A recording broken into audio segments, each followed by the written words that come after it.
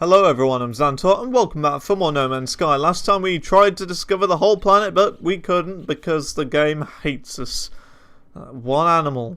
Seems like almost every planet now we've just got the one animal that we cannot find. But anyway, let's hope that we have some more luck today in today's episode. So, we're moving on to another planet in hope to find something amazing. And hey, we've got another space anomaly here. I wasn't aware of that.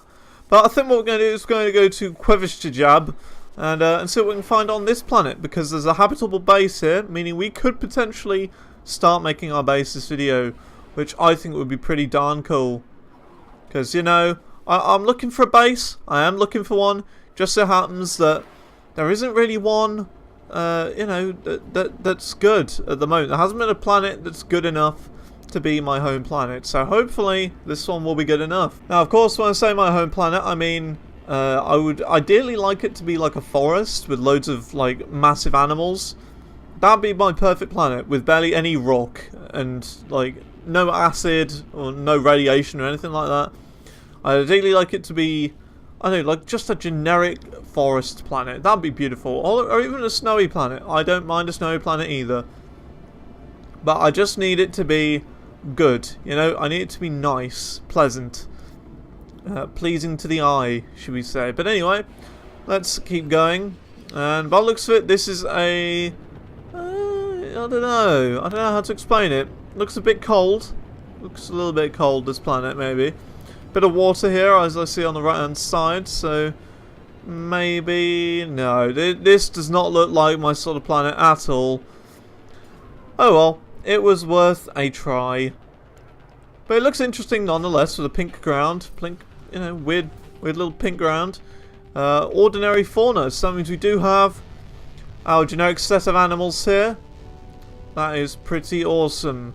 So of course, let's start. Oh, it's a hot planet. Okay, this is interesting. I never expected it to be hot, rather than anything. Already some animals down here, so let's see what we've got. Got a generic looking deer with a huge tail. I mean, when I say a huge tail, I mean for a deer it has a very huge tail. And of course it's turning nighttime instantly, meaning we will get less animal spawns, as I've found out so far. Hang on. Oh, I was going to say, have they patched it? Have they patched the thing? But turns out they haven't. They have not patched it. Thank goodness. And we got our second animal right here. I believe this is different. Yes, and there's only 5 species on this planet, so it should be a quicken. Should be a quicken. Another animal here. I don't know if this is our third species or whether it's a variant of the second. Yeah, it's a variant of the second. That's fine. But of course, we are doing the generic, not the virus, but we are doing the generic sort of thing, just running around the planet, seeing if we can find all of the animals on this planet in the video, which I've been doing for the past 30 or so videos now. And I'm enjoying myself. I'm very much enjoying myself. I've not really had thoughts to end the series at all, because my goal, of course, in this series is to get to the center of the galaxy, which is, you know, a pretty big goal, considering we're nowhere near. I guess I didn't really think of what I was getting myself into when I first started this, but nonetheless, it has been very fun so far, and I intend to keep it fun. But I guess part of it, you see, is the fact that it's just unique. Every planet you visit is different in one way or another. I mean, sure, the objective is the same, to, you know, discover 100% of the planet, but it's not about that. It's not about that. It's whether you actually can or not, and what animals you find. As a wise man once said, it's not about the destination, it's about the journey to the destination. Or something like that.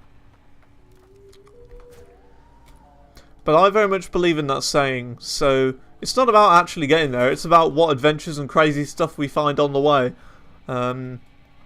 Which is also why I say about when you go on holiday, you know. Like, that's weird, it's got smoke coming out the top. But for example, like when you're going on the airplane, that is my favourite bit, going on the airplane, or like the entire like airport scenario thing. Sure, it's a bit like, I should put it, not really frustrating, just a bit sort of nerve-wracking when you go through security and all that.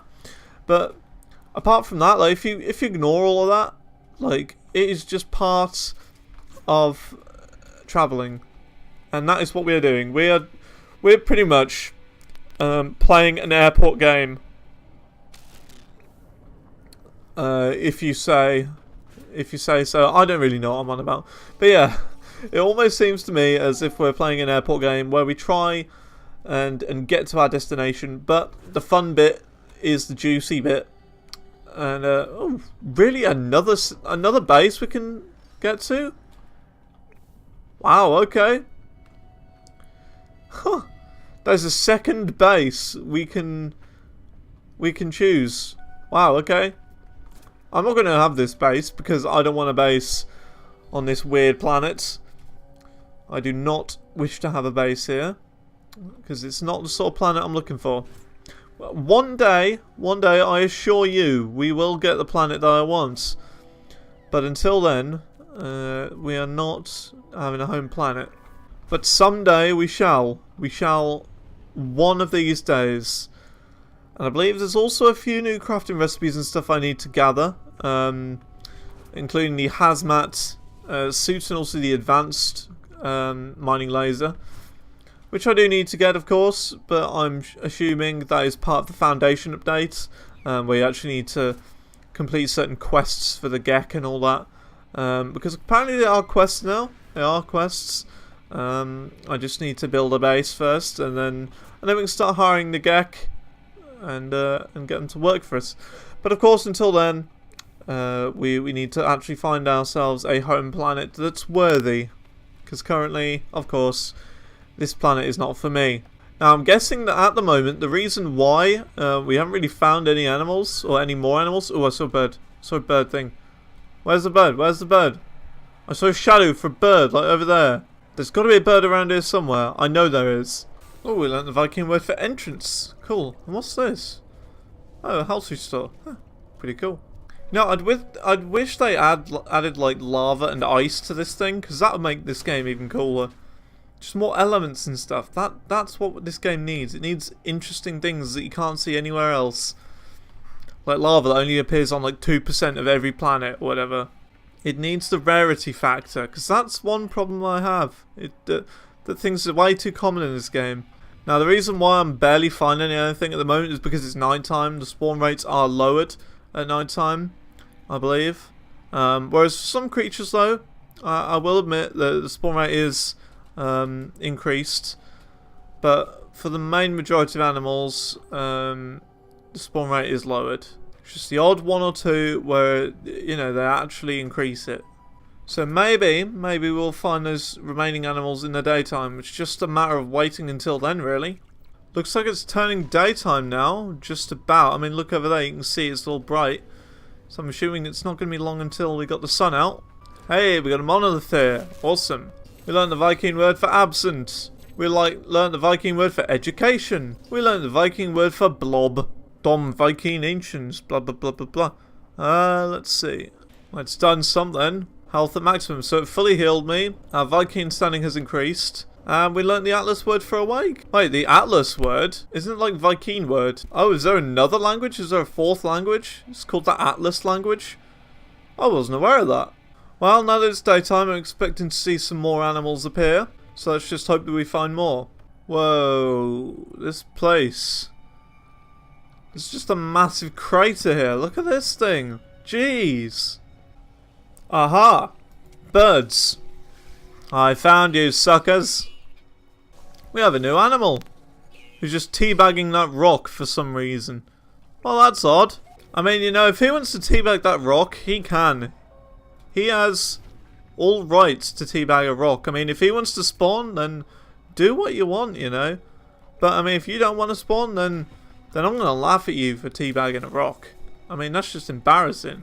But the thing is that I realised, right, the way I found this guy is the fact that when we saw those weird black, like, bits of ground, that is actually the bottom of the world.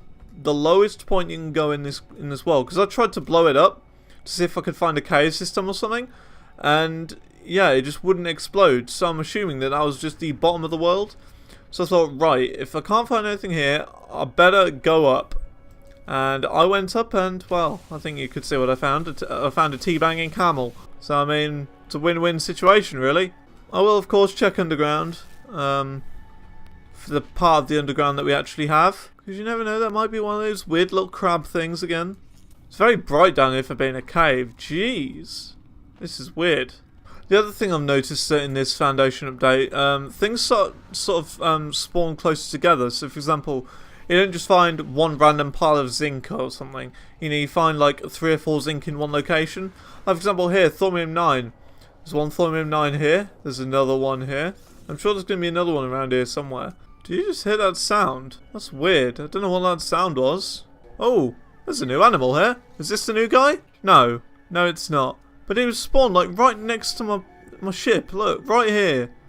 So, you know, why? Why couldn't he just like do that earlier? You know? So, for example, 3 pieces of zinc here that I've just collected. So I'm just going to try my strategy here. Just fly over the land a little bit. Just try and explore a little bit of a new area just to see if any more spawn. So we'll go over to this way, to the shelter. We might even land at the shelter, because why not? Haven't been to one of those in a while. And you know what I'm going to do as well? I'm going to leave the atmosphere as well. I'm going to leave and re-enter, because of course that's what was suggested to me by Alatar 13. I remember the number this time. But it was suggested to me.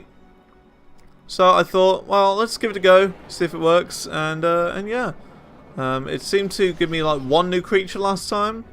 Not the last one though, so I guess we'll see. We'll see if it does us any different this time.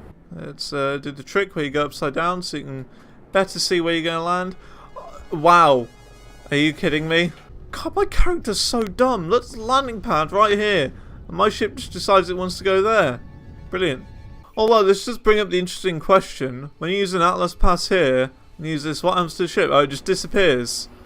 I see. We learned the Viking word for respect. Respect, brother. Oh yeah, a little story I've got to say, actually. No, 2 actually. 2 little stories I forgot to mention while I was searching for this last animal. There's a couple of things happened today. The first one is I noticed something amazing, or my friend told me something amazing. The original Roller Coaster Tycoon game, which I've spent over, I think, 80 hours on my Steam version of the game. I actually have the original copy on a CD. I mean, who uses CDs anymore? I know, right? But yeah, that has come to iOS. So, I mean, I'm now playing it on my iPhone. My only problem so far is that it's a little bit small, the UI. A little bit small at the moment. So I'm hoping either they release an update that will make it, you know, changeable in the size, or if I get an iPad sometime, it'll be very much playable on that. And then the second story, I had some weird experience on the train today. A weird lady was sitting opposite me, like really weird. Like I don't know how to explain it really. She had very short blonde hair, like almost bald to the point. Was like had her legs like wide open and everything. It was weird. And was like stomping her feet around a bit, almost acting like a child. You know, a bit strange. But you know, I sat in my seat. I stayed there. I didn't move. You know, I'm not one of those people. Yeah, it was just a bit weird, really. Just a bit weird. Just like in the way she was acting more than anything, you know. Not because of how she looked, she just acted weird. Got some strange colours going on over here. Look, it's all turning yellow for some reason. Okay, this was the sort of ground I was mentioning. Hang on a second, if my weapon charge did not deplete. Look at this.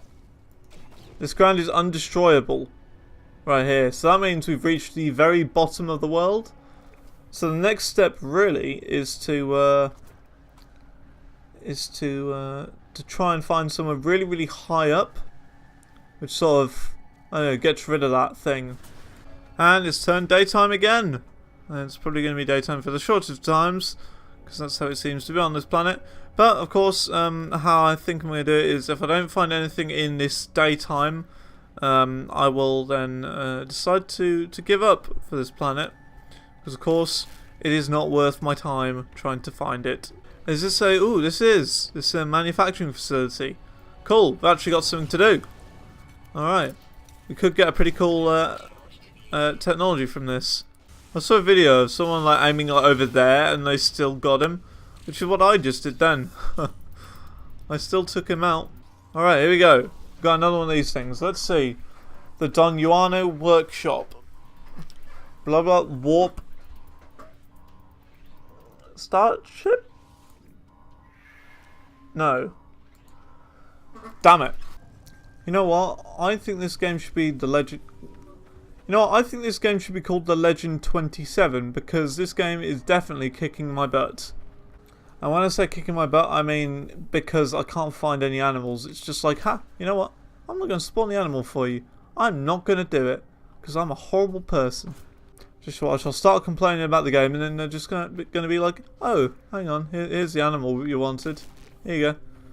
I'm just going to be like, cool. Cool. That's cool. If only you'd shown it me earlier.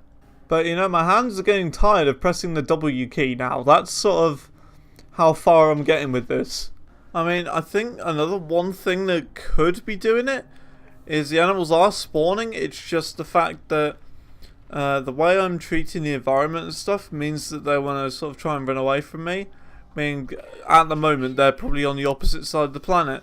And I'm thinking this because of the amount of times that I melee attack. Because if you melee near an animal, they get annoyed.